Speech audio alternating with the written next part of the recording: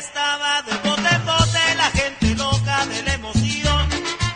En el ring luchaban los cuatro rudos, ídolos de la afición. El santo, el cavernario, Blue Demon y el Bulldog. El santo, el cavernario, Blue Demon y el Bulldog. Y la gente comenzaba a gritar, se sentía enardecida sin cesar. Métele la Wilson, métele la Nelson, la quebradora y el tirabuzón. Quítale el candado, pícale los ojos, cálale los pelos, sácalo del ring. Métele la Wilson, métele la Nelson, la quebradora y el tirabuzón. Quítale el candado, pícale los ojos, cálale los pelos, sácalo del ring.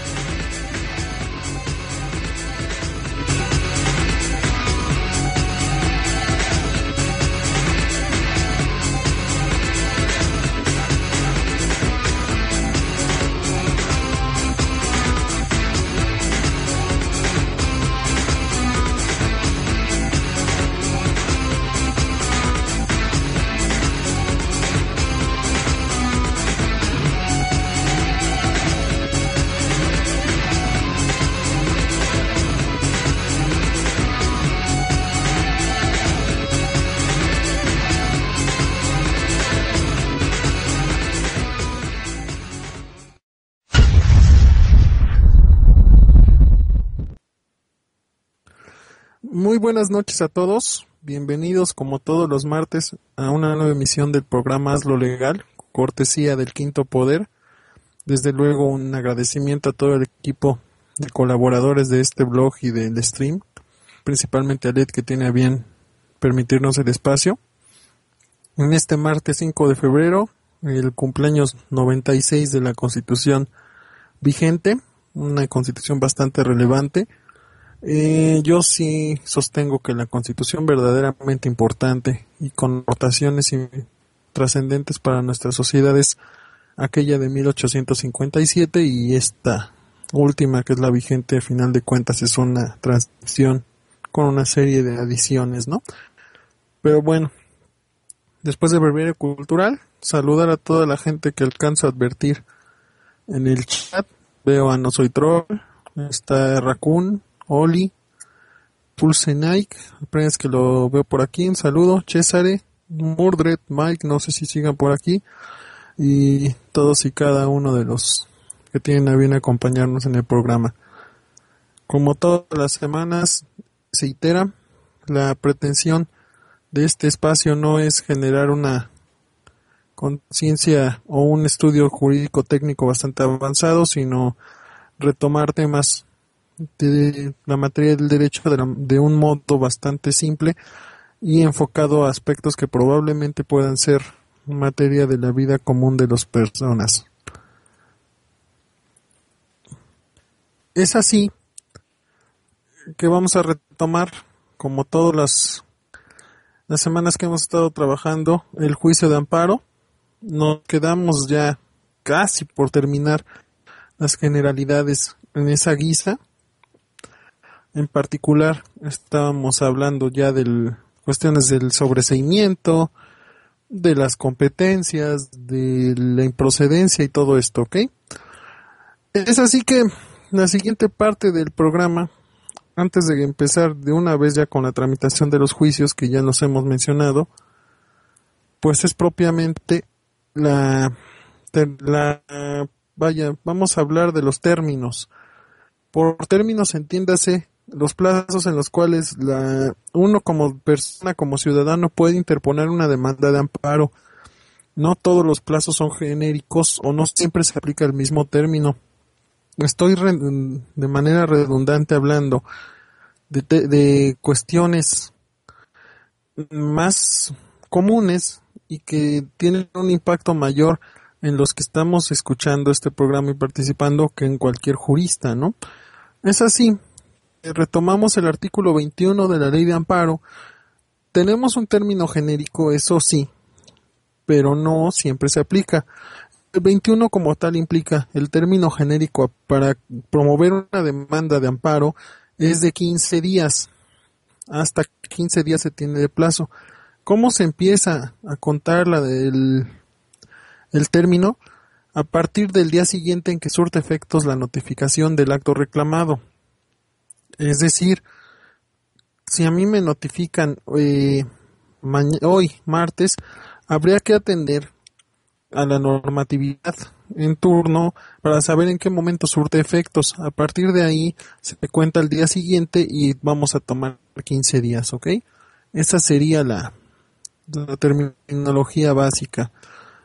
¿Cuándo se tiene por notificado? Bueno, existen varias formas de hacerlo. Número 1, la notificación legal, es decir, que existe un oficio signado y recibido con acuse. Puede ser en el momento en el que se peguen las listas, cuando estamos hablando de sentencias, o inclusive cuando la persona se haga conocedora o se asuma conocedora del acto reclamado. ¿Por qué? Porque puede darse el caso que existan algunas demandas o algunos asuntos que tienen que ver con demandas de amparo cuya notificación se hace de manera ilegal o probablemente el quejoso no se entera antes de los 15 días. Entonces se da esa apertura en función de que no existe documento por parte de la autoridad en la que se haya hecho una notificación oficial y el quejoso dice, ¿sabes qué? Yo me enteré al mes siguiente por pura casualidad, por X o Y circunstancia, ¿ok? Entonces esta es una de las clasificaciones. Vamos a hablar de las excepciones, artículo 22, excepciones a los 15 días que estoy mencionando. Primero que nada, ya lo mencioné, cuáles son las leyes autoaplicativas. Cuando estemos hablando de una ley autoaplicativa, el plazo es de 30 días. Muy importante, los actos del amparo que se le conoce en Estados Unidos como el habeas corpus.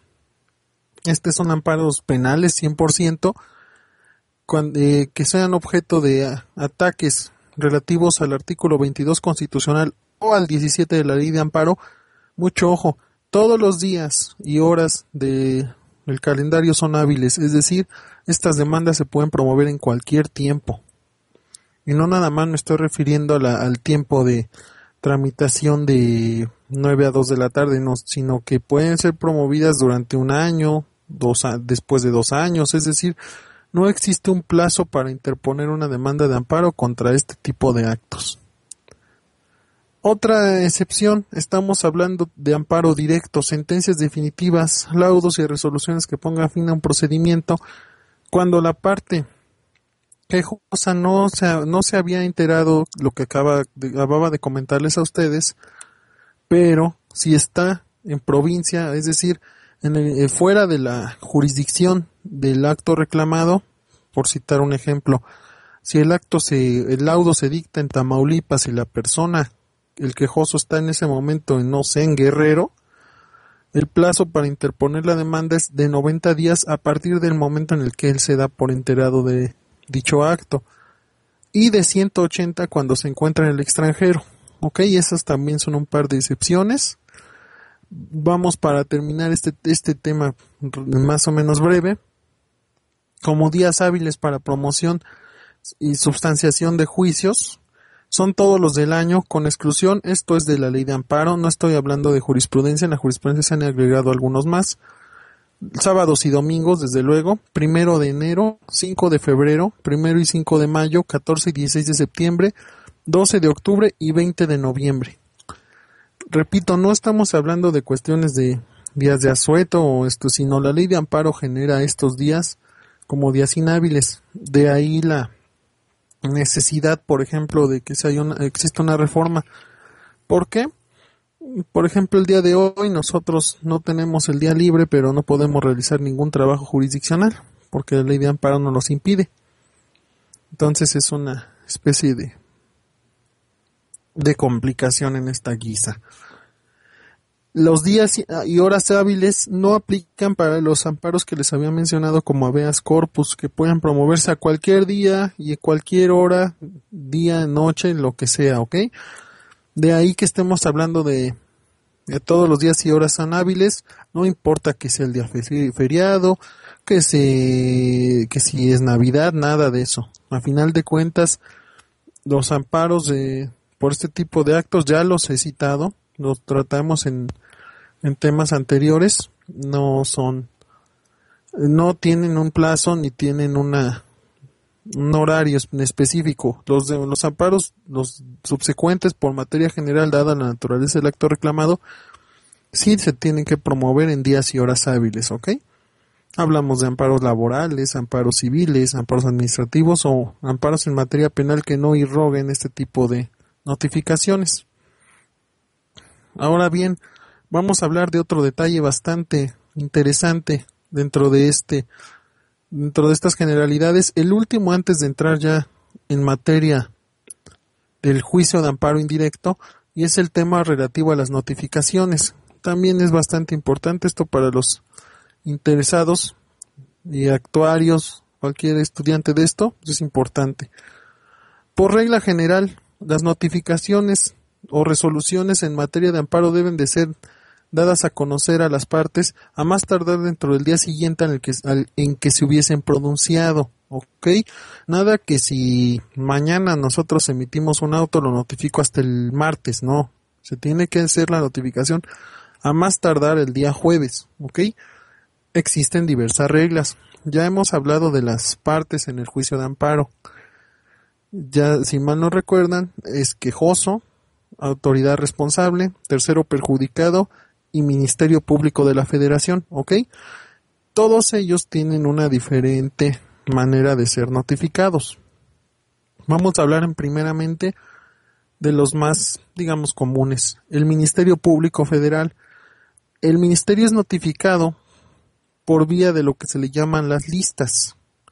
Y en algunas sentencias, bueno, antes que nada, ¿qué son las listas? Las listas son los estrados o donde digamos, el cuadernillo que se coloca en el juzgado. Todos los juzgados de amparo tienen un cuadernillo donde se hace la publicación de todos los acuerdos dados en esos días por expediente. A ese lo puede ver cualquier persona, está, digamos, a la vista de todos, y ahí es donde se hace una notificación en amparo, se le llaman listas.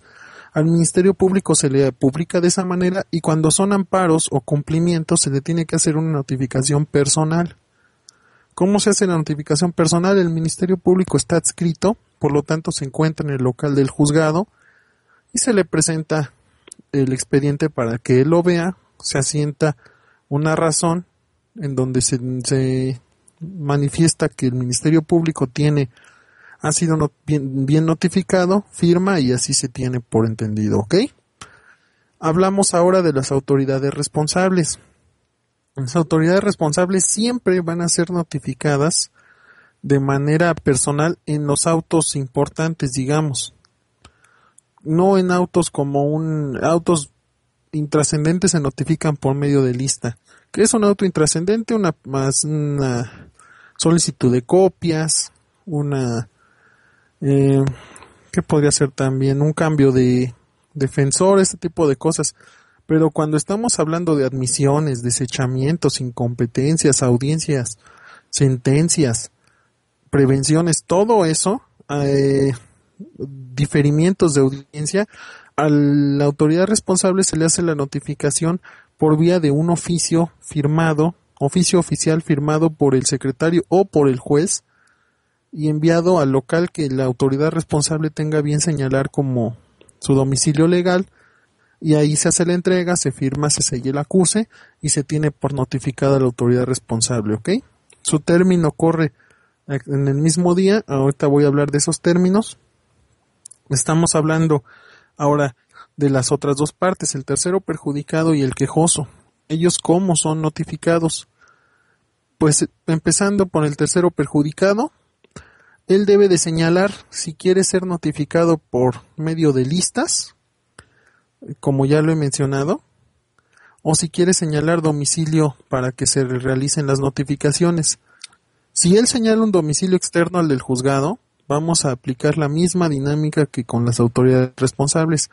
Acuerdos en los cuales no se tenga que hacer una notificación personal, llámese sentencias, que no se tenga que hacer una personal, una disculpa, llámese copias, informes previos, cosas por el estilo, no se hacen en el domicilio.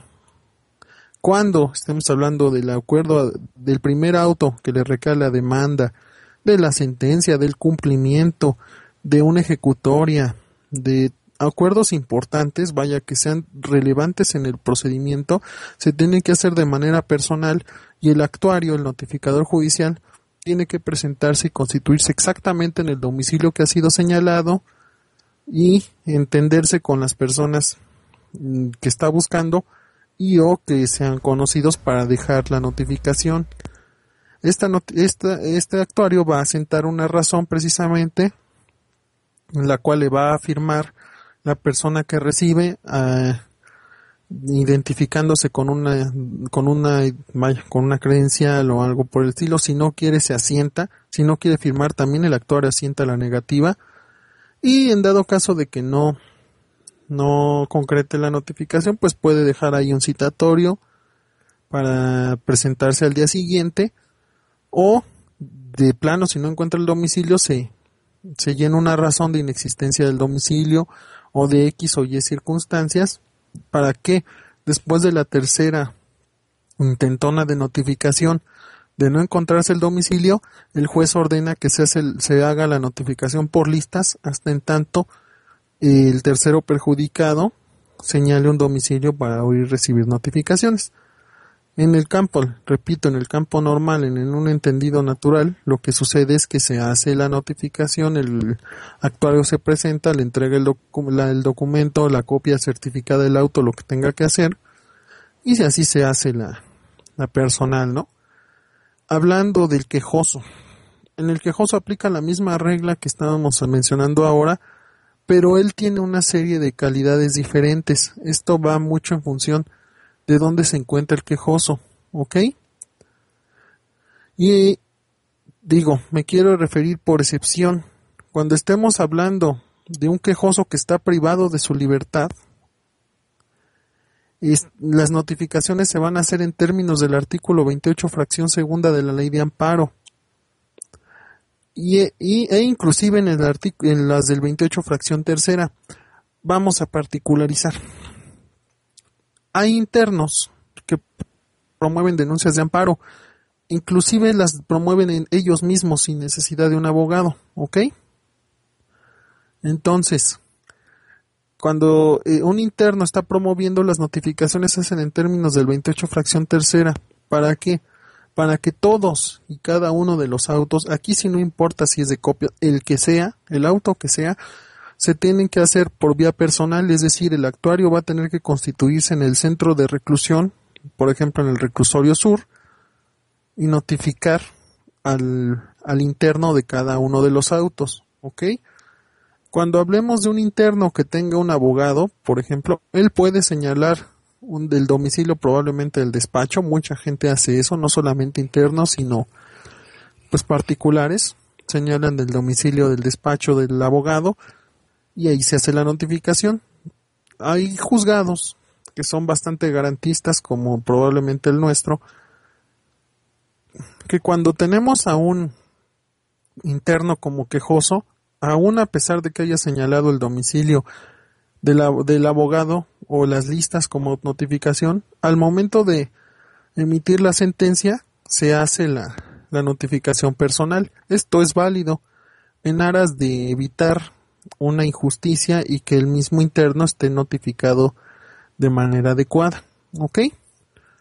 Ahora bien, ya lo traté de manera por encimita, por así decirlo, el aspecto de los edictos, y lo voy a mencionar brevemente. Ese es otro tipo de notificación.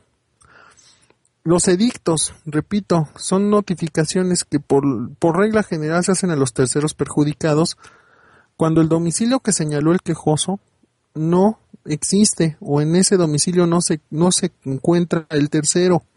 Entonces, ¿qué es lo que sucede? El juez le requiere al quejoso otro domicilio.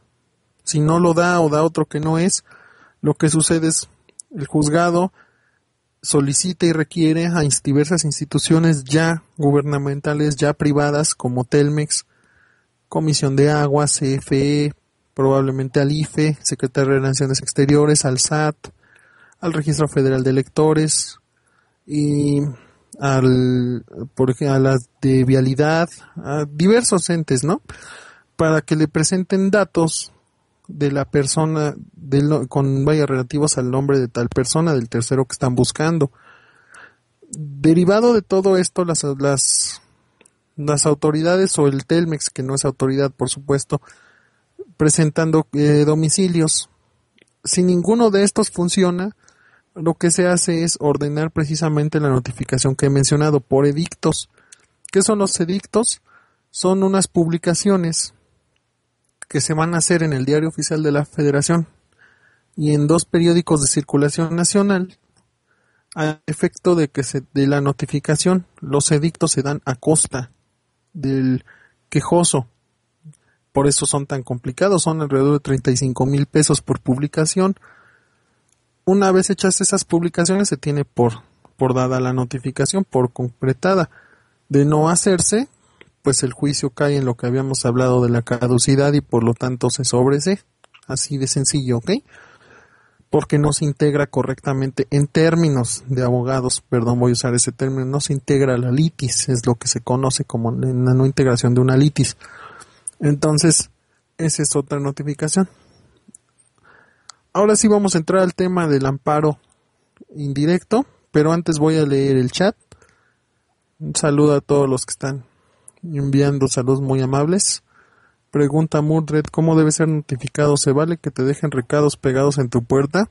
Citatorios sí, son totalmente legales, pero al otro día se tiene que presentar el actuario para efectuar la notificación. Puedes ignorar una notificación. Ignorar en el sentido que no quieres recibir, sí lo puedes hacer, pero el actuario va a sentar una razón y con la fe pública que tiene el notificador se da por consumada la actuación y por lo tanto, pues el riesgo o consecuencia que tienes que para fines legales te diste por notificado. Mucho ojo, esto no nada más es en amparo, en cualquier materia. Una notificación mal hecha es como la raíz podrida de un árbol, se cae todo el juicio con una notificación mal hecha, ¿ok?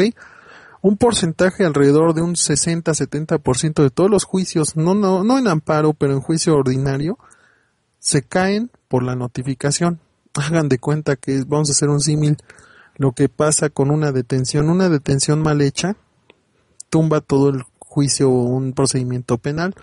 Una notificación mal hecha tumba todo el procedimiento de amparo o un procedimiento civil, ¿ok? Vamos a empezar ya con la tramitación del amparo indirecto. Nada más antes de terminar,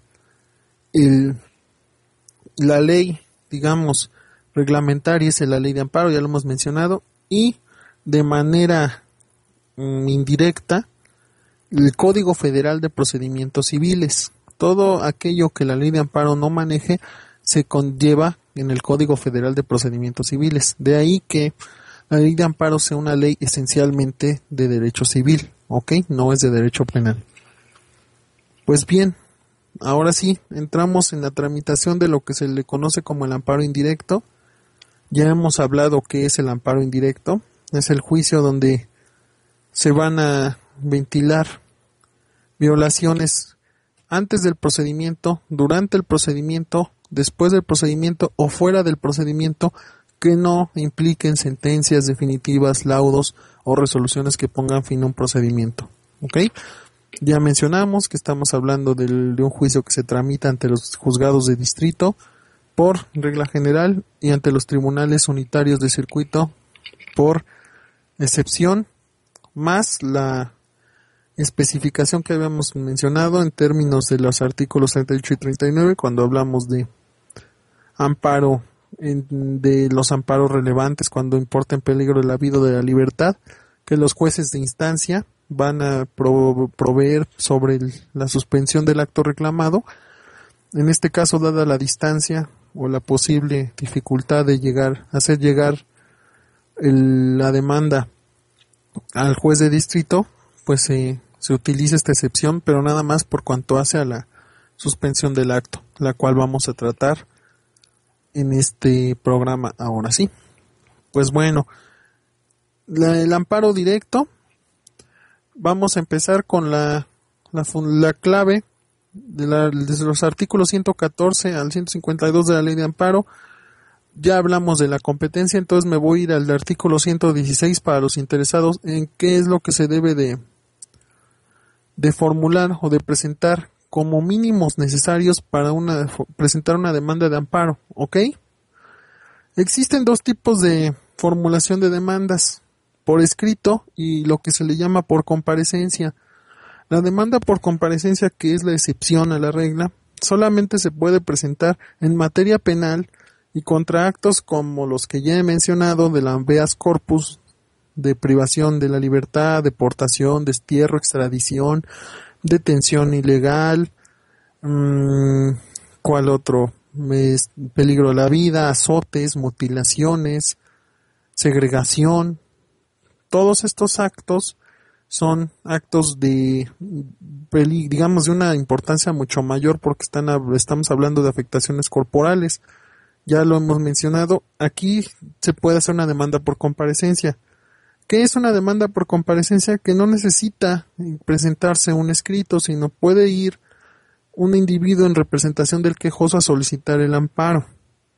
¿Ok? ¿Qué sucede aquí? Pues nada más con que la persona informe quién es el quejoso, de qué se está doliendo, y si puede ya de alguna manera mencionar a las autoridades responsables, pues se va a levantar en el juzgado un acta y se tiene que ir a solicitarle al quejoso la ratificación de dicha demanda. Ahorita voy a hacer un breve paréntesis para hablar de la tramitación de este tipo de demandas de amparo urgente, por así decirlo, que son bastante delicadas, ¿ok? Pero bueno, por regla general, por escrito, artículo 116 de la ley de amparo. ¿Cuáles son las características que debe de llevar una demanda? Muy sencillo, primeramente, nombre y domicilio del quejoso y de quien promueve en su nombre. Mucho ojo, no es necesario que haya alguien que promueva en tu nombre, puedes hacerlo por propio derecho. Pero si no, dices José Hernández en mi carácter de quejoso y está promoviendo por mí el licenciado fulano de tal o X o Y circunstancia, ¿ok? Segundo, nombre y domicilio del tercero perjudicado, si lo hubiere. Ya hemos hablado que hay actos, por ejemplo en materia penal, en los cuales a veces no existe el tercero perjudicado. En materia civil y laboral por lo general sí existe, ¿ok? Tercero, autoridad o autoridades responsables, ¿ok? Aquí tenemos que ser muy técnicos, repito. Estamos hablando de la autoridad, no de los nombres. No voy a, por ejemplo, promover Jesús Murillo Caram. No. Procurador General de la República. No es Enrique Peña Nieto, no. Presidente de los Estados Unidos Mexicanos, ¿ok? Vamos a hablar por la calidad del cargo, no de manera, digamos, del nombre de la persona, sino a los cargos, a los que se les va a imputar. Ya hablé de las autoridades responsables, acuérdense, autoridades ejecutoras y autoridades ordenadoras, ¿ok? A ambas, a todas las que sean responsables del acto reclamado, ¿ok? Siguiente punto, ley o acto de autoridad que se esté reclamando. El quejoso manifestará, mucho ojo, bajo protesta de decir verdad, cuáles son los hechos o abstenciones que le constan y antecedentes del acto reclamado. Ahorita vamos a ir a lo más importante, es decir, vamos a señalar qué es lo que necesita, de lo que nos estamos doliendo. Vamos a hacer una relación sucinta de los hechos, de lo que ocurrió, bajo protesta de decir verdad. Y el punto bien importante, vamos a manifestar en este apartado los conceptos de violación. Los conceptos de violación son el eje fundamental de una demanda de amparo. son los elementos que hacen que se gane o se pierda un juicio. ¿Qué es un concepto de violación? Un concepto de violación es una manifestación vertida como un silogismo jurídico a efecto de conseguir enlazar ideas con la intención de generar una conclusión relativa a una violación procedimental de la Constitución. Por ejemplo, el silogismo debe de llevar una premisa mayor y una premisa menor. Esto es leyes de lógica básica, ni siquiera es una cuestión jurídica. ¿Cómo lo haríamos? Esto es materia muy específica de abogados, eso cabe hacer la mención, pero para que se entienda, se tiene que hablar como premisa mayor, como lo quieran ver, lo que dice la Constitución, es decir, el artículo tal de la Constitución dice esto. Premisa menor, en el mundo real a mí me sucedió esto. Conclusión del silogismo, por lo tanto, si el artículo dice tal y a mí me sucedió algo distinto, está generándose una violación, puesto que pasó esto. Si me entienden, es una manera de explicar. Evidentemente se puede hacer a contrario sensu, hablar primeramente de lo que sucedió y en segundo como silogismo o premisa menor lo que dice la ley. La intención es explicar el contenido de la norma y en segunda lo que ocurrió en el mundo fáctico para después enlazar y hacerle de conocimiento al juez el diferendo y por lo tanto la violación a la Constitución. Ok, mucho ojo, esto es bien importante para una demanda de amparo. Los aspectos importantes son los conceptos de violación. Ok. Siguiente apartado necesario en una demanda de amparo: los preceptos constitucionales que contengan las garantías individuales que el quejoso estime violados. Ok. Es decir, ya basados en los silogismos que manejamos, ¿qué artículos me están violando? Mucho ojo antes de terminar, no necesita llevar un orden, o sea, la demanda puede ir primero cualquier cosa, ¿no? O sea, no este orden no es rígido, sino podemos jugar con este tipo de requisitos. Mientras estén todos insertos en una demanda, es válido, ¿ok? Entonces hablamos con preceptos constitucionales, se violan los artículos por lo general 14 y 16 de la Constitución, se viola el octavo, es decir, todas las garantías individuales, ¿ok? Aquí estamos ya con eso.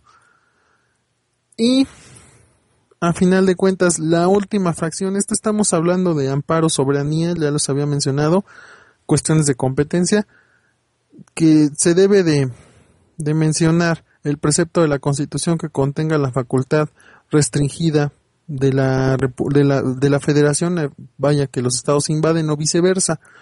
Esto, repito, no es en regla general, es cuando estamos hablando de un amparo del que les he mencionado, amparo soberanía, cuando se atacan invasiones a la esfera de la Federación por parte de los estados y el Distrito Federal, o invasiones a la esfera de competencia del fuero común por parte de la Federación, ¿ok?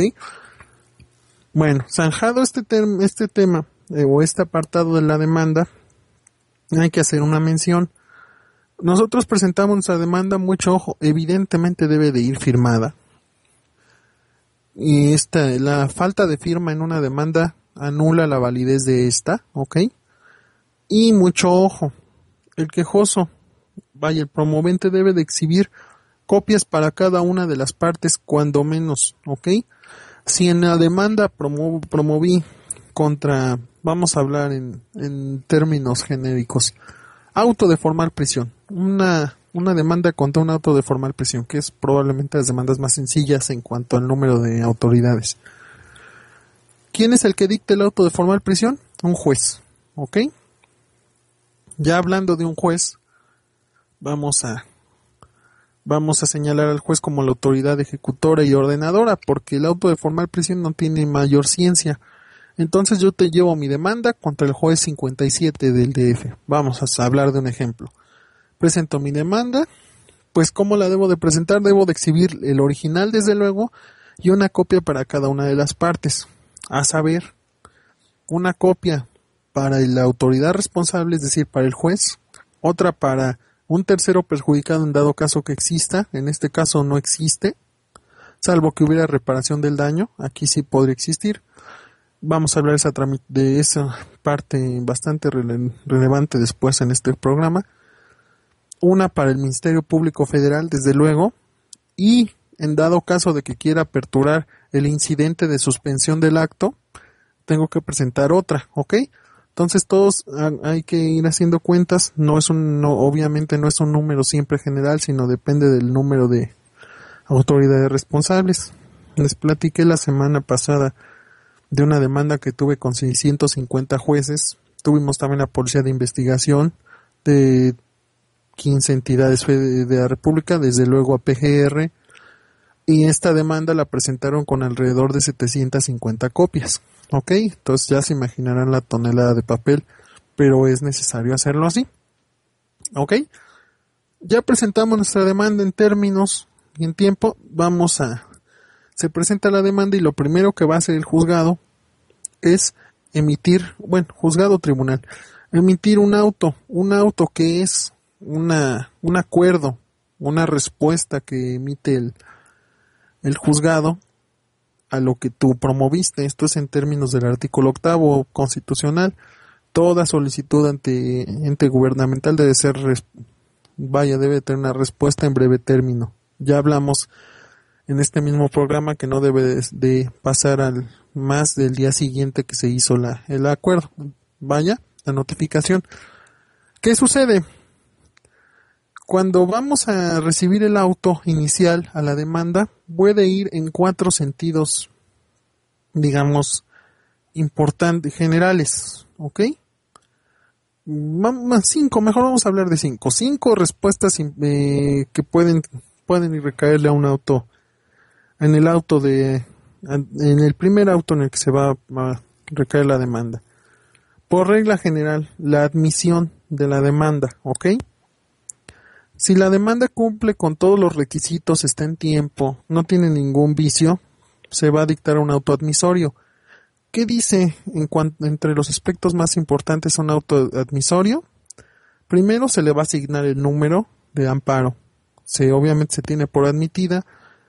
Muy importante, vamos a señalar el día y la hora para la audiencia constitucional, que debe de darse dentro de los 30 días naturales siguientes a la admisión de la demanda de amparo. Tercero, se ordena emplazar, es decir, notificar y hacer de conocimiento de la demanda al tercero perjudicado si lo hubiere. Cuarto, se ordena girar oficio para notificar a las autoridades responsables, ¿ok?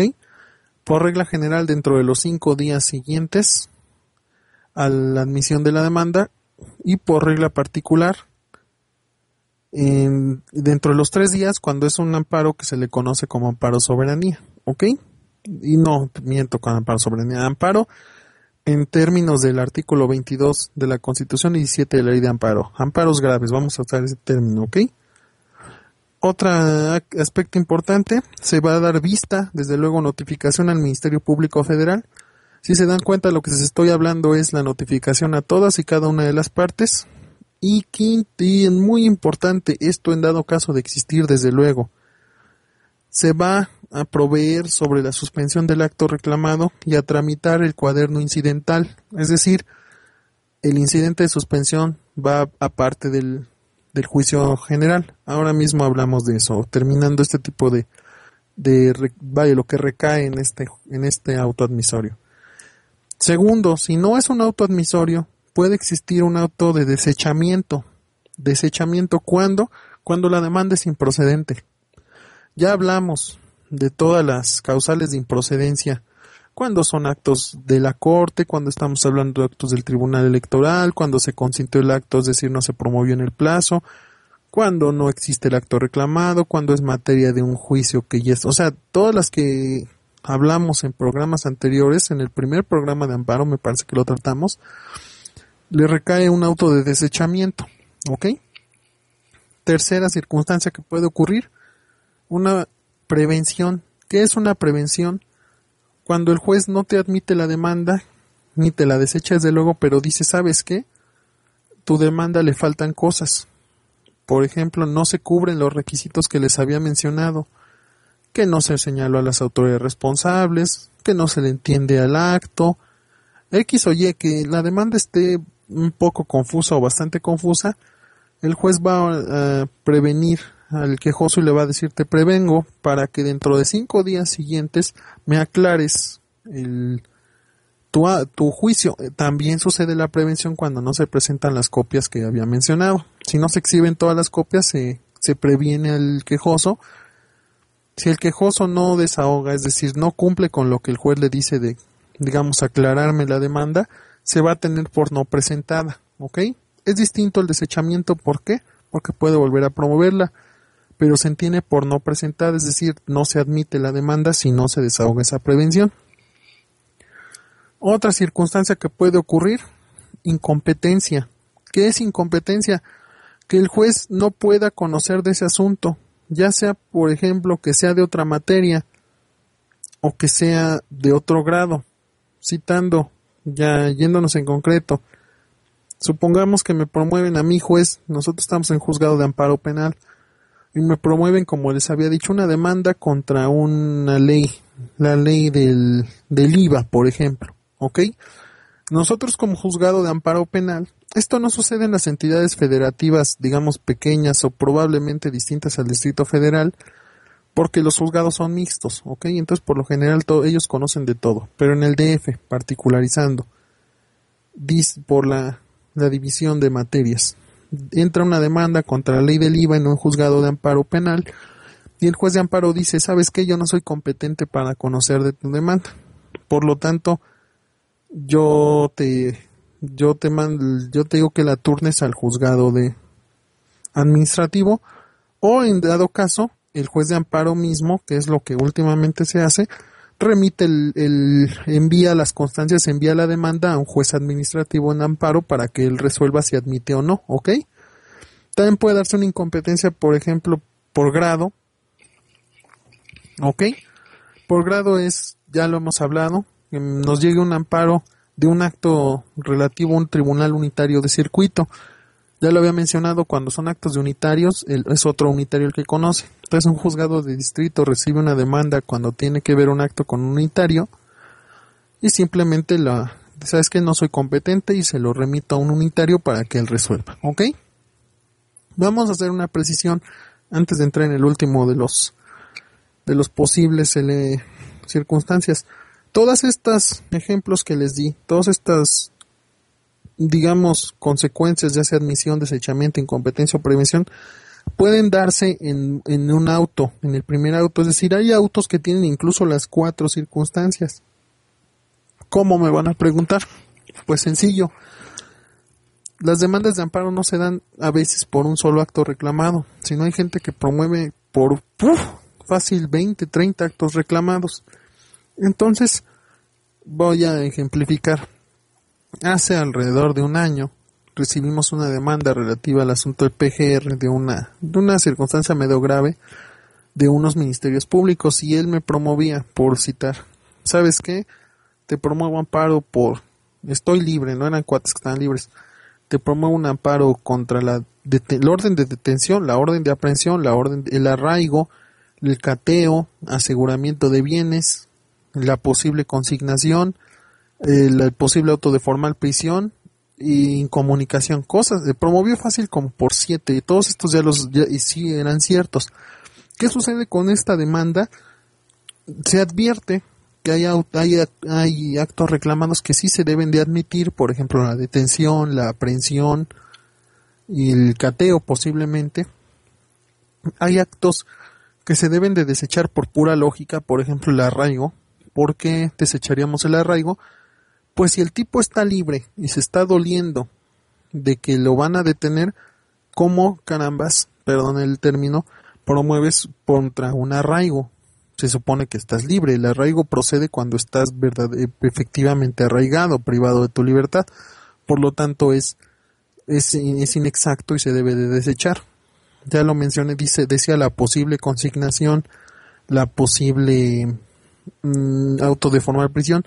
¿Se acuerdan que hablamos de causales de improcedencia cuando eran actos que tenía que ser inminente el acto? Estos actos no son inminentes, dice la posible. Aquí no estamos adivinando. Por lo tanto, es un acto que en el mismo auto de esa demanda se debe de desechar. Hablamos de prevención porque él me habla de un acuerdo de aseguramiento y no me señala de qué vienes. Entonces dice, ¿sabes qué? Sobre el aseguramiento. Bueno, yo te prevengo a ti, quejoso, para que en base al aseguramiento de bienes me precises cuáles son los bienes que estás doliéndote, ¿no? ¿Ok? Esto lo hago incompetencia. Me habló de un traslado también. El traslado es ya lo hemos mencionado. ¿Quién emite un traslado? Lo dije en el programa anterior. Un traslado lo emite una autoridad administrativa y por lo tanto es competencia de amparo administrativo. ¿Qué sucedió en ese mismo auto? ¿Sabes qué? Por cuanto hace el acto relativo al traslado, me declaro, incompetente para conocer y lo envío a un juzgado administrativo.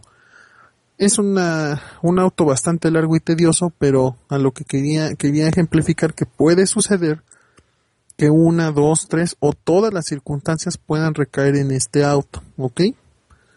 No es un auto de admisión sin cortapisas o es desechamiento, no, pueden ser las 4 circunstancias, ¿ok?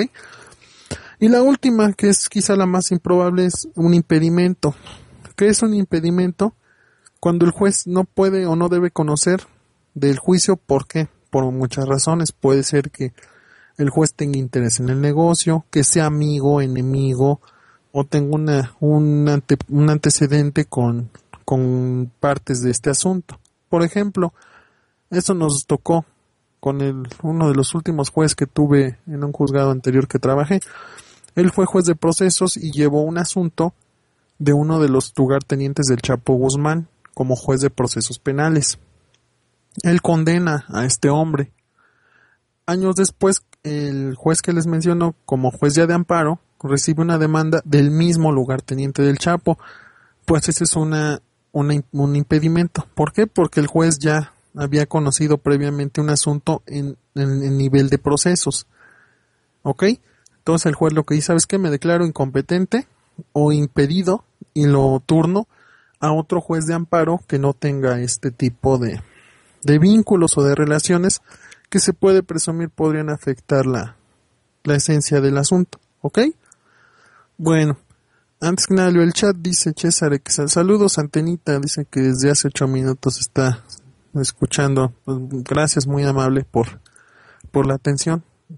Y bueno, vamos a retomar. Ya pasamos el auto admisorio.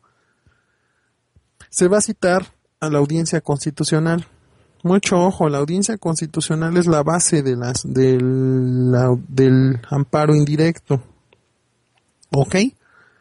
La audiencia constitucional se va a citar para días posteriores y una vez dada esa cita, pues corre los plazos para que las partes puedan primero ser notificadas y posteriormente, si así lo desean, presentar pruebas en virtud de dicho juicio. Ahora bien, antes de que se dé la audiencia, en el momento en el que se notifica a las partes van a ocurrir algunas cosas.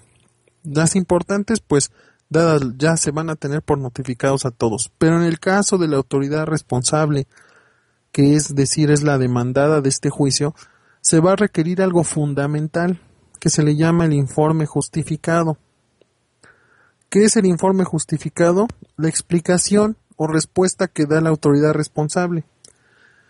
Yo como quejoso promuevo una demanda de amparo y el juez no me va a pedir más cosas si le entrego los domicilios adecuadamente, ¿ok?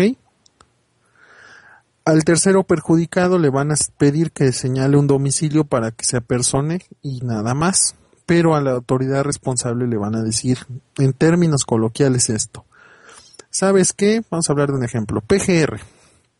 ¿Sabes qué, PGR? Te informo que Juan Pérez promovió una demanda de amparo en contra tuya por una orden de detención que él dice que tú vas a librar en su contra. Vamos a hablar del caso de lo que decía el Santo en sus programas, ¿no?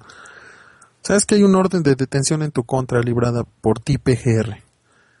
Quiero que en un plazo de 5 días, cuando estamos hablando de actos de privación de la libertad, o de 8 días en un procedimiento ordinario, aquí en detención es un acto de privación de la libertad, obviamente, entonces son 5 días, y le dice el juez, en 5 días quiero que me envíes, dentro de los 5 días, que me envíes un informe a mi juez, en el cual me señales primeramente tu domicilio, donde te voy a notificar, Segundo, muy importante, si el acto reclamado es cierto o no es cierto, y en dado caso de ser cierto, me exhibas las constancias, es decir, el expediente donde estás trabajando el acto reclamado.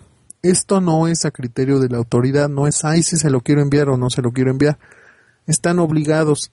En caso de no hacerlo, van a ser destituidos y consignados, ¿ok? Entonces, ¿qué sucede? PGR tiene de dos sopas, desde luego, en el punto. Primero que nada, si no existe el acto reclamado, pues PGR, ¿sabes qué? Te envían informe justificado. Yo, Procurador General de la República, señalando domicilio tal, respecto de la demanda de amparo en la cual me dicen que Juan Pérez se duele en un orden de detención. A este respecto te señalo que el acto no es cierto, toda vez que no, en una vez he hecho una búsqueda en mis registros, no existe la orden de detención que está doliéndose el quejoso. Puede suceder esto, ¿ok? ¿Qué pasa aquí? Si el quejoso no acredita la existencia de dicho acto, pues lo que va a pasar es, como hablamos en el programa anterior, se va a sobreseer por inexistencia del acto, ¿no? Pero puede suceder otra cosa. ¿Sabes qué? Una vez revisado mis registros, encuentro que sí, efectivamente existe una orden de detención. La orden de detención número tal fue librada por la probable comisión de Juan Pérez del delito de homicidio, y por lo tanto te envío las constancias de la averiguación previa en la cual se dictó la orden de detención. Entonces el juez recibe de PGR, que es la autoridad responsable, todas y cada una de las constancias del expediente, el cual va a tener acceso el quejoso. Él va a poder ver ese expediente. ¿Para qué? Para poder organizar su defensa y, en dado caso, poderse ampliar a lo mejor su demanda de amparo, ya que existen elementos nuevos. La ampliación de demanda también es válida en un juicio de amparo, ¿ok? Si encuentra otros elementos. Mucho ojo, también sucede este tipo de cosas. En los informes justificados se puede precisar a lo mejor nuevos actos reclamados. Por ejemplo, por citar algunos, en esta demanda dice libró un orden de detención y quizá de su explicación de PGR se desprende otro acto diferente que puede ser reclamado. ¿Qué sucede aquí? El juez de amparo le dice al quejoso, ¿sabes qué? ¿Quieres que ampliemos la demanda por cuanto hace a este nuevo acto del que se desprende de la de la averiguación previa o del mismo informe? Y el quejoso puede decir sí o no. En dado caso de decirse que sí, pues se va a ampliar la demanda por cuanto hace ese acto reclamado, ¿ok? También puede ocurrir otras circunstancias. Como autoridad de amparo no siempre es bueno creerle al responsable, porque no se sabe si está diciendo la verdad o si son verdaderamente capaces de lo que hacen. Por ejemplo, puede darse el caso que la responsable diga que no es cierto el acto reclamado, pero de sus manifestaciones se desprenda que sí. Esto pasa mucho con los ministerios públicos, son bastante incapaces, por decirlo de manera elegante, y te dicen, ¿sabes qué? No existe la orden de aprehensión. Es obvio que no hay una orden de aprehensión porque él no la libra. Sin embargo, de la investigación se desprende que hay una orden de detención. Ah, ¿sabes qué? Sí existe la orden, ¿ok? O sea, hay ministerios públicos que son tan mañosos y a veces tan torpes que ellos en su expresión dicen que no, pero ya de la explicación sale que sí. O al revés, dicen que sí existe el acto y de la explicación te das cuenta que no existe. Entonces, mucho ojo con eso ya es labor del quejoso y del juez. Con el informe, obviamente, ya les dije, se le va a enseñar a las partes y ellos dicen si amplían o no la demanda. Mucho ojo, en dado caso que la autoridad responsable no presente el informe justificado, se va a tener el acto por cierto, ¿ok? Sin cortapisas. Entonces, pues la autoridad responsable pues ya estaría de antemano vencida porque está admitiendo sin cortapisas lo que está diciendo el quejoso. De ahí la importancia del informe justificado. Aquí no quisiera ser tan técnico, pero lo vamos a mencionar. La autoridad responsable presenta ese informe y la vista con tal informe, es decir, la presentación del informe a todas las partes se debe de dar cuando menos con 8 días de anticipación para la celebración de la audiencia constitucional. Si el informe se presenta con un día más, es decir, que ya no den los días, den 6 días, lo que pasa con la audiencia es que se va a diferir, es decir, se va a aplazar. En términos más técnico-jurídicos es diferimiento, porque existen dos figuras distintas, aplazamiento y transferencia de la audiencia. No vamos a entrar en eso, eso es un tema bastante técnico, estamos hablando de cuestiones más coloquiales. ¿Ok? Se va a aplazar la audiencia. Si no, llegamos a la fecha y sin problema, ¿ok? Al paralelo al mismo término de los informes corre el término en el cual las partes pueden presentar pruebas en su favor. La única prueba que no se permite en un juicio de amparo es la prueba confesional, es decir, el testimonio del quejoso mismo. Eso no se permite.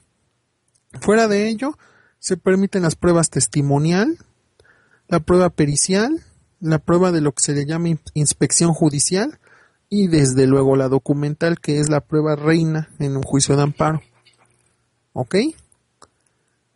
Todas, desde luego, en términos jurídicos, la prueba documental se desahoga por sí misma, es decir, la existencia en sí del documento en el expediente la tiene por desahogada, es decir, por tomada en cuenta y desarrollada. Las otras pruebas no. La testimonial, la pericial y la inspección, debe de haber una serie de pasos relativos a estas pruebas, que es el ofrecerlas y el admitirlas y el desahogarlas. ¿A qué voy con esto? Una testimonial. ¿Sabes qué? Yo te ofrezco el testimonio del policía tal. Ok. Primeramente la ofrezco, después el juez me dice si la admite, y una vez si la admitida, se lleva a cabo la testimonial. Ok, son 3 episodios diferentes. Las pruebas también se van a desahogar. Todas en la audiencia constitucional. Ok, pero aquí ya se presentaron, se ofrecieron y ya están preparado todo. Vamos a entrar ya al supuesto de la celebración de la audiencia constitucional. Se da la audiencia. Llegamos a ese día, la audiencia es una audiencia pública y se va a celebrar con o sin asistencia de las partes, ¿ok? No importa que no estén las partes, la audiencia se va a celebrar, ¿ok? El día y la fecha señalada. ¿Qué ocurre en la audiencia? Pues se va a hacer una relación de las constancias, de lo que de lo que se cuenta en el expediente. Si existen las pruebas para desahogar, se desahogarán las pruebas. Y en esta misma audiencia pueden ocurrir 2 cosas. Ya para fines prácticos, ya levantamos la audiencia, ya están todos presentes, ya se desahogaron las documentales, ya se hizo todo el asunto. La audiencia no se cierra, cabe hacer una mención, ¿ok? La audiencia se cierra hasta que se dicta sentencia, pero no siempre es en el mismo día o en el mismo momento, ¿ok? Hay, por regla general, dos opciones a la cuestión de la audiencia. Una, que se cierre el mismo día, y otra, que se pase al dictado del proyecto. Vamos a hablar primeramente de la número 1. Ya les había comentado, supongamos, vamos a retomar el aspecto de la que PGR dijo en el informe justificado. Sabes que no existe el acto reclamado y el quejoso no tiene ninguna prueba para señalar la existencia, retomando el ejemplo de este personaje que habíamos mencionado. Él decía que la PGR le libró una orden de detención. PGR dice que no es cierto, él no tiene ningún elemento. Llegamos a la audiencia y la audiencia se va a decir, ¿sabes qué?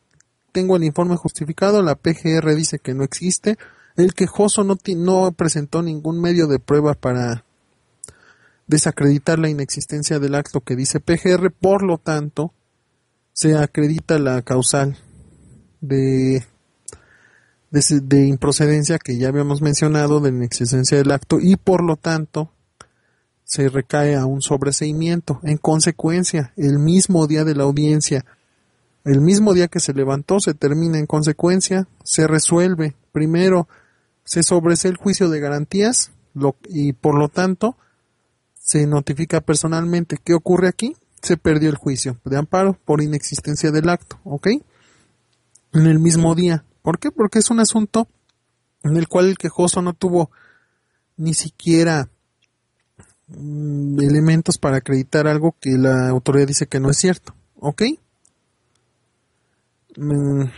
Y por otro lado, por regla más complicada, cuando el acto reclamado sí existe. ¿Sabes qué? El PGR dijo que sí existe el orden de detención.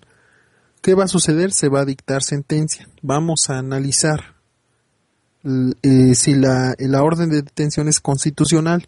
¿Cómo se va a hacer? Bueno, pues eso es técnica meramente jurídica. Vamos a analizar los elementos lógicos, jurídicos, elementos técnicos, objetivos, subjetivos, y relativos a la Constitución, jurisprudencias, todo lo que hayan alegado las partes para ver la constitucionalidad del acto. Como esto no es un asunto tan sencillo, lo que sucede es que la audiencia se va a quedar abierta y se va a decir, ¿saben qué? Aquí dejamos la audiencia, el expediente va a pasar a proyecto de sentencia. Esto es labor de los secretarios que trabajamos en el poder. Se manda al dictado y en un plazo no mayor a 3 meses el juzgado va a dictar sentencia. No se preocupen la gente que caiga en esta circunstancia, no va a suceder que no se enteren. La sentencia, una vez que se publique, se va a notificar personalmente a las partes, a todas, ¿ok? Entonces en esta circunstancia el juicio se queda, digamos, en suspenso y pasa a proyecto. Mucho ojo, una vez que el juicio pasa a proyecto, ninguna de las partes puede ver el expediente. El expediente se queda en la reserva y va a pasar a proyecto, ¿ok? No quise hablar mucho de los alegatos, también se pueden formular alegatos en la audiencia constitucional, pero vamos a ser sinceros, la ley de amparo dice que no está obligado el juzgador a tener en cuenta los alegatos, y en un aspecto coloquial, nadie le hace caso a lo que alegan las partes, entonces casi nadie presenta alegatos. Ya son las 11:05. Antes de terminar vamos a ver el chat. Dice Murdred, el informe justificado en qué caso se da. De ejemplos, en todos y cada uno de los juicios de amparo se solicita informe justificado. Aquí sí no hay excepciones. Ejemplos, bueno, ya no vamos a hablar del ejemplo de la orden de detención. Vamos a citar otro juicio de otra materia. Ya habíamos hablado de la ley del IVA, ¿ok? Cuando ese es un amparo administrativo, ya hablamos que el amparo contra ley es un procedimiento técnico y las autoridades responsables son las ejecutoras y las ordenadoras. Vamos a tener que atender al procedimiento legislativo. ¿Quién emite la ley del IVA? Pues la emite el Congreso de la Unión, desde luego las dos cámaras, la emite el presidente, que es el que firma el decreto, la emite el secretario de Hacienda, que es el secretario del ramo que firma ese decreto, la emite también el director del Diario Oficial de la Federación, que es aquel que publica eso, y desde luego la entidad SAT, que es la que va a hacer ejecutable dicho impuesto, ¿no? ¿Ok? De dicha ley. Todas esas serán las autoridades, se notifican a todas y todas tienen que rendir su informe. Aquí vamos a ser precisos, cada quien va a hablar por cuanto lo que, digamos, le consta, ¿no? ¿Qué van a decir las cámaras? ¿Sabes qué? Si es cierto, nosotros aprobamos esa ley. La ejecución de esa ley en contra de Juan Pérez no le consta al Congreso. El Congreso nada más te va a decir si es cierto por cuanto a lo que a ellos les corresponde, ¿ok? ¿Qué te va a decir el presidente? Si es cierto por cuanto a lo que a mí me corresponde, yo firmé el decreto. ¿Qué te va a decir el Diario Oficial? Si es cierto, yo lo publiqué. Y puede darse el caso que el SAT diga, ¿sabes qué? No es cierto, yo no le ejecuté dicha ley a este hombre. Es decir, todos dicen que sí, menos el ejecutor. ¿Qué sucede? Pues que cada quien responde en función a lo que le corresponde. Puede darse el caso también en materias diferentes, en penal ya lo he dicho, hay veces que todos dicen que no y uno dice que sí, porque lo que a él le respecta sí es cierto y a los demás no, ¿ok? Ahorita leo que dice el quinto poder, hasta donde se le tienen que rendir su informe. Efectivamente, ambos comentarios que manifiesta. Me parece que son adecuados. Exactamente, vamos a hacer la idea de que el informe justificado es un símil de una contestación a la demanda. Me parece bastante ad hoc la analogía. Y lo que dice hasta donde sea en todas las autoridades responsables tienen que rendir su informe. Efectivamente, como lo mencioné, en todas deben de hacerse el correspondiente informe justificado, ¿ok? Bueno, yo creo que ahora sí, si nos dan permiso, vamos a terminar por lo menos este amparo en cuanto a la primera y segunda instancia, para ya el siguiente terminar con el amparo directo, hablar un poquito vamos a hablar de la suspensión, del amparo directo y de la ejecución, ¿ok? Entonces vamos a tomarnos, con un poquito de atrevimiento, 10 minutitos para terminar, ¿ok? Ya terminamos la audiencia y se dicta la sentencia. La sentencia, repito, puede ser en 3 sentidos. Primeramente se ampara, segundo no se ampara, y tercero se desobrece. Repito, pueden entrar inclusive las 3 determinaciones en un juicio, porque puedes amparar por algunos, puedes no amparar por otros y sobreseer por otros, ¿ok? Entonces eso es insustancial. Una vez dada la sentencia de amparo, ¿qué es lo que va a suceder? Va a empezar a correr el término de los recursos en amparo. Aquí hay 3 recursos, antes de que otra cosa se me olvide, se está pasando este detalle. 3 recursos importantes en el juicio de amparo, que se llama revisión, queja y reclamación. El recurso de reclamación es un recurso que procede contra las determinaciones dictadas por el presidente de un tribunal colegiado, nada más contra eso. Ahorita en amparo indirecto no lo vamos a tocar, ¿ok? Porque no estamos hablando de colegiado. Segundo, el recurso de revisión. Ese es el recurso, digamos, más importante en cuanto a determinaciones. Artículo 83 de la Ley de Amparo. En pocas palabras, para no ser tan técnicos, el recurso de revisión procede contra la sentencia de amparo. Y cualquiera la puede promover, lo puede promover el tercero perjudicado, lo puede promover la autoridad o el quejoso, el que esté inconforme. Acuérdense del asunto de esto del ESME. El recurso de revisión lo promovió el gobierno porque fue el afectado de la sentencia de amparo, ¿ok?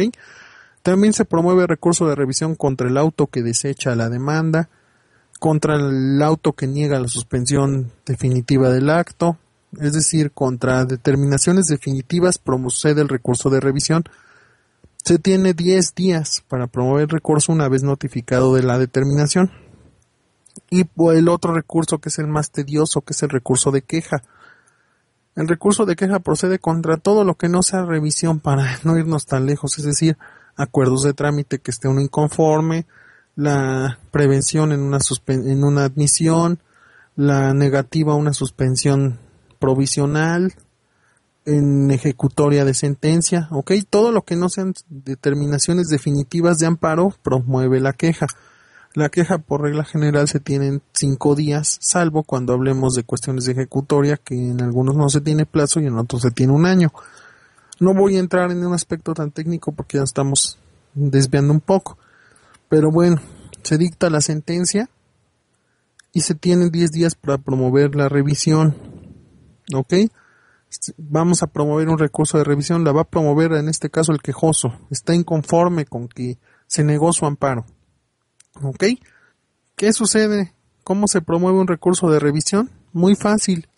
El recurso también se promueve con la misma característica que una demanda de amparo, es decir, nombre, número de expediente, quejoso, autoridades responsables y sobre qué me estoy doliendo. ¿Sabes qué? Sobre la sentencia de tal día que dictó el juez tercero de amparo, por así decirlo, en la cual me niega el amparo por estas consideraciones. ¿Y qué vamos a hacer? Otra vez conceptos de violación, ¿ok? Pero ya enfocados a la demanda, a la sentencia de amparo. ¿Cómo se promueve este recurso? El que va a conocer del recurso de revisión por regla general es el Tribunal Colegiado de Circuito o la Suprema Corte, como en el caso del ESME, cuando la Corte decide ejercer su facultad de atracción. Pero ¿cómo se tramita? Simple, el quejoso o vaya, el que vaya a promover la revisión, se va a presentar ante la autoridad, es decir, ante el juez el cual le dictó el acto que le afectó y le presenta el recurso. Y el juez lo que va a hacer es que, al enterado de que se presentó el recurso, va a agarrar y a juntar todas las constancias de este expediente y lo va a remitir al colegiado, ¿ok? Es una manera, digamos, indirecta de promover un juicio. ¿Por qué? Porque lo haces ante la autoridad que te está afectando. Así se promueve el amparo directo, lo vamos a ver en el programa que sigue. Pero de manera genérica, el recurso de revisión se promueve así, ante el juez de distrito que te dictó el auto que te dolió, presentas ese escrito, el juez de distrito lo tiene por presentado, junta todas las constancias y remite el expediente en 24 horas a más tardar al tribunal colegiado, que es el que va a resolver si admite o no admite tu recurso. ¿Por qué podría no admitirlo? Porque se te pasó el término, porque se cumplieron algunas de las improcedencias de amparo, X o Y razón, ¿ok? Pero así se resolvería, digamos, el trámite. ¿Qué pasa con un recurso de revisión? Aquí ya no vamos a hacer nada. Aquí ya no puedes presentar pruebas ni nada. El expediente se lleva al colegiado.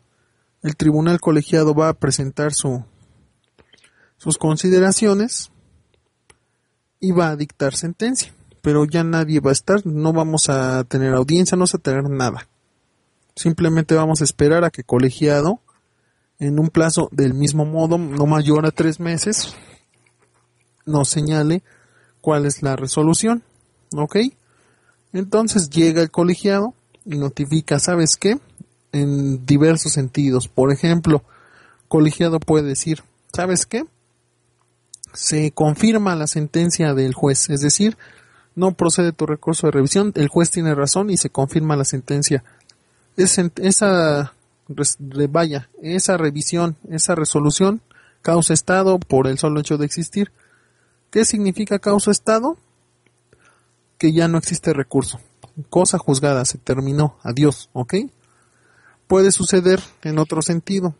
Se revoca la sentencia del juez y el colegiado puede hacer 2 cosas. Número 1, por su mutuo propio amparar. O número 2, revocar la sentencia del juez y ordenar que se dicte una nueva. Eso también puede pasar, ¿ok? Si sucede esto, si el tribunal dice, ¿sabes qué? Esto pasó con el SME precisamente. El SME promueve una demanda de amparo, el juez de distrito les niega, el colegiado lo recibe como segunda instancia, cosa que se me hace muy extraño. Colegiado concede, revoca la sentencia del juzgado auxiliar y ampara. Colegiado por sus pistolas ampara y ya después nos fuimos a la revisión de la corte, pero bueno, sucedió en este caso. Colegiado amparó. Les digo, el amparo de colegiado causa estado también y entraríamos a la segunda circunstancia que la vamos a ver en el otro programa, que es la ejecución de las sentencias, ¿ok? Entonces colegiado puede amparar o puede ordenar que se dicte una nueva sentencia como si fuera subsanando las deficiencias que el juez de distrito haya cometido. O peor, mucho peor para el juez de distrito, lo que puede hacer el colegiado es reponer el procedimiento. ¿Qué sucede con una reposición de procedimiento? Que el juicio se cae. ¿Sabes qué? Estuvo tan mal hecho que no dejo sin efecto todo lo que hizo el juez y se tiene que volver a empezar desde donde yo digo.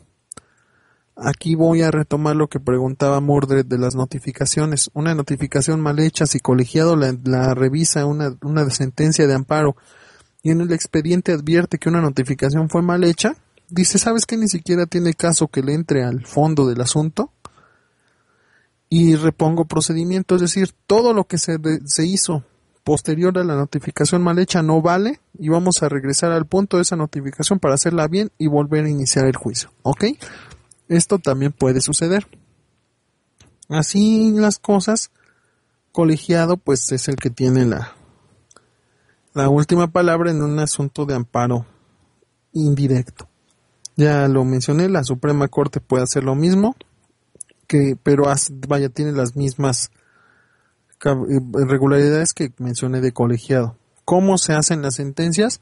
Colegiado y la Suprema Corte, como lo he mencionado, como su propio nombre lo dice, son instancias no unitarias, es decir, un juez de distrito es uno solo, un tribunal unitario es un magistrado, un tribunal colegiado, como su nombre lo dice, son 3 magistrados, es decir, se llega el asunto a colegiado y el presidente, porque uno de ellos 3 hace las veces de presidente cada año, se van a ir turnando. El presidente le manda a otro de los 2 magistrados el asunto y el magistrado en su ponencia trabaja ese asunto. Una vez que se trabaja, se va a llevar a sesión. Las sentencias en juzgado y en tribunal unitario se hacen por lo que el juez quiere o lo que él considera. En colegiado no. Es como en la corte. Se va a llevar a sesión, se va a discutir el proyecto y se va a votar. ¿Ok? En colegiado puede pasar muchas cosas. Puede suceder primero, van a votar los 3 cuando entren a sesión. Primero, lo más sencillo, que los 3 estén de acuerdo, pues el proyecto se pasa sin bronca. Es que sería absurdo que el ponente estuviera en desacuerdo. Que 2 estén en desacuerdo y 1 de acuerdo, pues se rechaza el proyecto y se manda al otro magistrado para que haga un nuevo proyecto. O que el magistrado sobre el cual se hizo, y el que hizo mal el proyecto, pues zanje las deficiencias. O puede suceder que 2 estén de acuerdo y 1 en desacuerdo. ¿Qué pasa en esta circunstancia? Se aprueba el proyecto, pero el que esté en desacuerdo emite lo que se le llama un voto particular. Al terminar la sentencia, digamos, que ampara o que concede el recurso de revisión, lo que sea, que estén de acuerdo, el que esté en desacuerdo emite un voto particular y dice, ¿sabes qué? Yo, magistrado tal, estoy en desacuerdo por esto, por esto, por esto y por esto y por esto. Esto no nada más tiene la finalidad de que se precise en la historia quién es el responsable de una tal o cual sentencia, sino también de deslindar responsabilidades ante un posible acto de ilegalidad futuro, por así decirlo, ¿ok? Por ejemplo, en el caso de la francesa, el ministro Pardo Rebolledo, que es, repito, el único que estuvo en contra del amparo, no es cierto que fue un 3-2, fue un 4-1, pero el ministro Pardo Rebolledo, que es el único que estuvo en contra, él emite su voto particular, ¿ok? En este caso, el ministro dice, ¿sabes qué? Yo estoy en contra de que se haya amparado a esta señora por esto, esto y esto y esto, ¿ok? No tiene efectos legales para cambiar la sentencia, pero sí para deslindar de responsabilidades futuras en caso de que llegaran a haber, ¿ok? Y bueno, vamos a cerrar ahora sí el programa. Un saludo mudo, disculpa, no te había advertido. Y Devil Angel, que parece que ya también apareció. No existen más comentarios en este sentido del tema. Y para no cortar sobre aspectos que vayan ligados, vamos a dejarlo aquí. Y la siguiente semana vamos a trabajar ya, espero, para terminar el amparo. Primeramente vamos a entrar al aspecto definitivo de la suspensión del incidente, que es fundamental en juicio de amparo indirecto.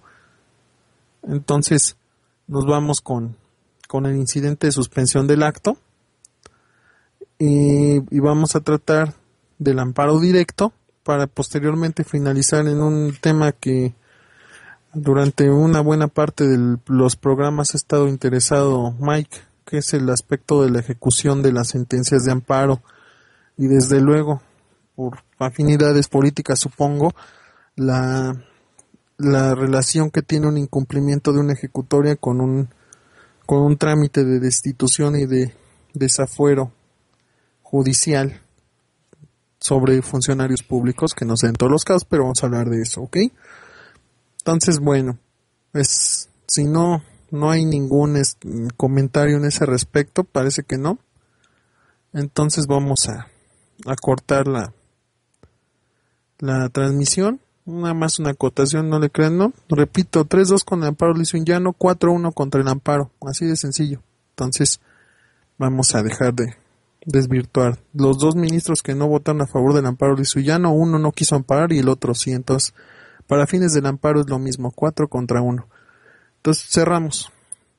Un agradecimiento a todos los que están en el chat escuchándonos en los matorrales y los que nos vayan a tener a bien atender cuando estén en este programa grabado, ya sea en YouTube o en el mismo Ustream. Gracias a Devil Angel, Mike, Quinto Poder, Mudo, Oli, imagino que sigue Mordred por aquí. Espero que haya sido zanjada la inquietud. Antenita, Cesare, Azutrix, no sé si aquí no somos tontos y todos los demás.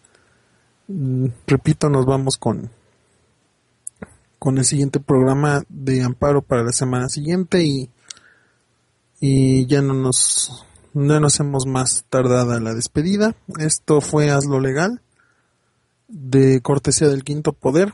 Un agradecimiento y saludos de su compañero Alex Hernández. Que tengan una excelente noche. Love Drakes, saludos también. Excelente noche. Se quedan no sé con qué programación del Quinto Poder y nos estamos escuchando y viendo la semana que entra. Un saludo a todos. Gracias. Hasta luego. Buenas noches.